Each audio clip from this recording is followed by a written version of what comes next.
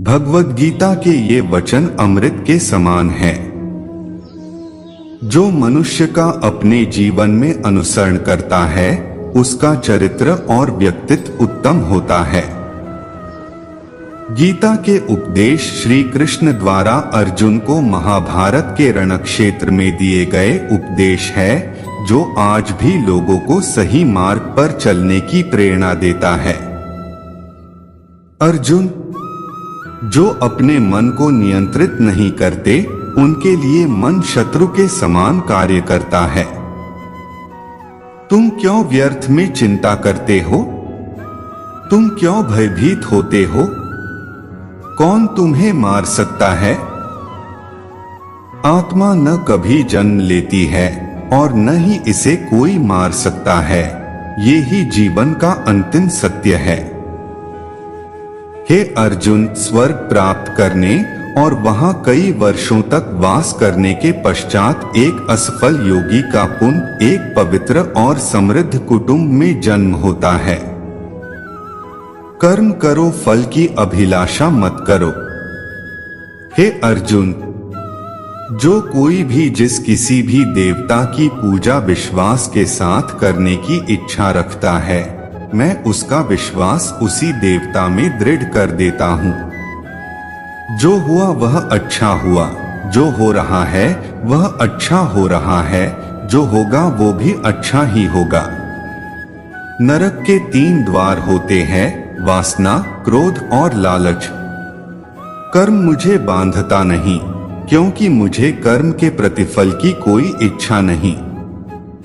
हे अर्जुन, प्रबुद्ध व्यक्ति सिवाय ईश्वर के किसी और पर निर्भर नहीं रहता है। हे अर्जुन, हम दोनों ने कई जन्म लिए हैं, मुझे याद हैं, लेकिन तुम्हें नहीं। समय से पहले और भाग्य से अधिक कभी किसी को कुछ नहीं मिलता है।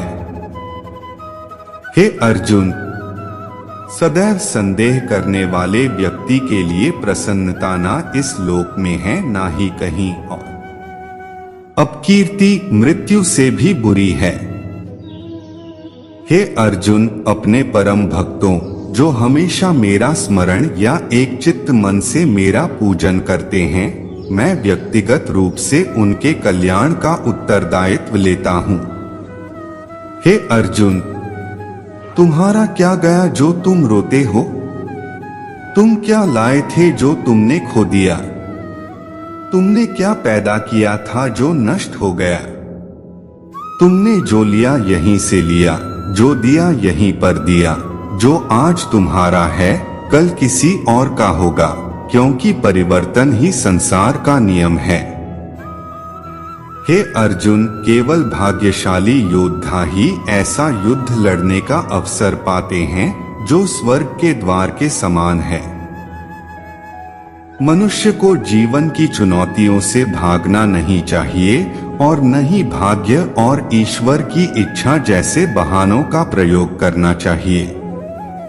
हे अर्जुन, ज्ञानी व्यक्ति ज्ञान और कर्म को एक रूप में देखता है, वही सही मायने में देखता है।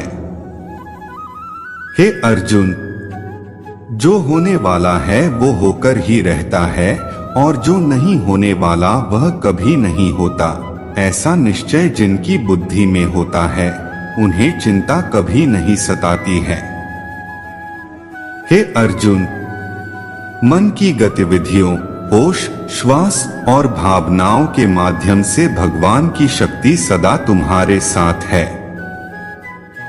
जिस प्रकार अग्नि स्वर्ण को परखती है, उसी प्रकार संकट वीर पुरुषों को।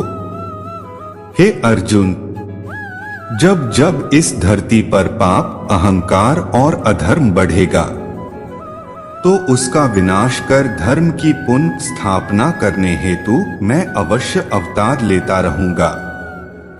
हे अर्जुन, आत्मज्ञान की तलवार से अपने हृदय से अज्ञान के संदेह को काटकर अलग कर दो। उठो, अनुशासित रहो। हे अर्जुन, वह जो मृत्यु के समय मुझे स्मरण करते हुए अपना शरीर त्यागता है, वह मेरे धाम को प्राप्त होता है। इसमें कोई संशय नहीं है। कोई भी इंसान जन्म से नहीं बल्कि अपने कर्मों से महान बनता है। जीवन न तो भविष्य में है न अतीत में है, जीवन तो बस इस पल में है। जिस तरह प्रकाश की ज्योति अंधेरे में चमकती है, ठीक उसी प्रकार सत्य भी चमकता है। इसलिए हमेशा सत्य की राह पर चलना चाहिए। हे अर्जुन, मेरा तेरा, छोटा बड़ा, अपना पराया मन से मिटा दो, फिर सब तुम्हारा है और तुम सबके हो। हे अर्जुन, वह जो वास्तविकता में मेरे उत्कृष्ट जन्म और गतिविधियों को समझता है, वह शरीर त्यागने के बाद पुनः जन्म नहीं लेता और मेरे धाम को प्राप्त होता है। हे अर्जुन, ऐसा कुछ भी नहीं, चेतन या अचेतन, जो मेरे बिना अस्तित्व में रह सकता हो।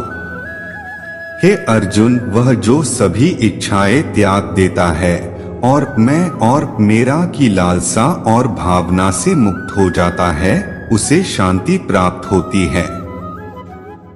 मैं भूतकाल, वर्तमान और भविष्य काल के सभी जीवों को जानता हूँ, लेकिन वास्तविकता में मुझे कोई नहीं जानता है। न तो यह शरीर तुम्हारा है और न ही तुम इस शरीर के मालिक हो। यह शरीर 5 तत्वों से बना है, आग, जल, वायु, पृथ्वी और आकाश। एक दिन यह शरीर इन्हीं 5 तत्वों में विलीन हो जाएगा, परंतु आत्मा स्थिर है। फिर तुम क्या हो? हे अर्जुन, मेरे लिए ना कोई घृणित है ना प्रिय, किंतु जो व्यक्ति भक्ति के साथ मेरी पूजा करते हैं, वो मेरे साथ हैं और मैं भी उनके साथ हूँ।